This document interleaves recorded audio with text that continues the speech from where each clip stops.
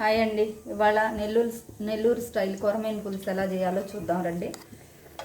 1 kilo కొరమేనుకి కడాయి పెట్టి వేడిగానిచ్చి 2 గరిటెలు పోసాను నేనైతే. ఆయిల్ ఎక్కువే పడుతుంది చేపల పులుసుకి. మీరు తగినంత పోసుకొని చూసుకొని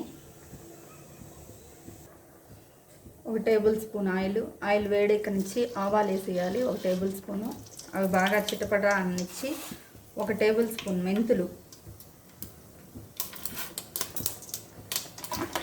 అవి లైట్గా దోరగా వేగాక మీడియం సైజు ఎర్రగడ్డలు 2 కట్ చేసి పెట్టుకున్నవి ఆయిల్లో వేసేసి డీప్ ఫ్రై చేసుకోవాలి. ఎర్రగడ్డలు కొంచెం లైట్గా వేగాక ఒక 3-4 వెల్లుల్లిపాయ రెబ్బలు వేసేస్తే అందులో నెక్స్ట్ వచ్చేసి 2 పచ్చిమిర్చి ఘాట్లు పెట్టినవి, కరివేపాకు వేసి ఫ్రై చేసుకోవాలండి. నెక్స్ట్ టమాటాలు, మీడియం సైజు టమాటాలు 2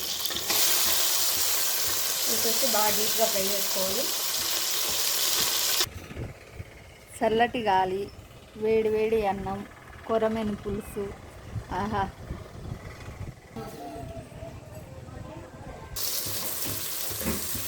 ఈ విధంగా డీప్ ఫ్రై అయ్యాక 1 టేబుల్ స్పూన్ పసుపు,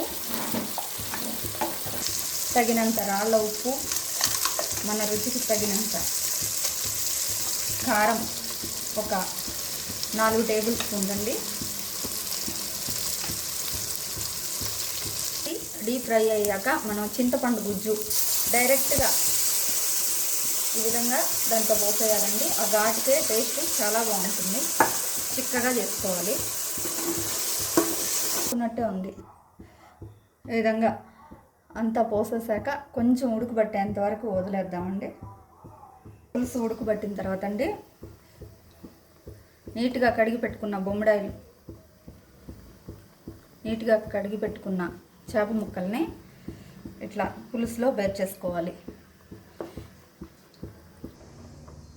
ఈ విధంగా ముక్కలన్నీ పేర్చాక గంట పెట్టకూడదండి, ఇట్లా కుదుపుకొని వాటిని కలుపుకోవాలి.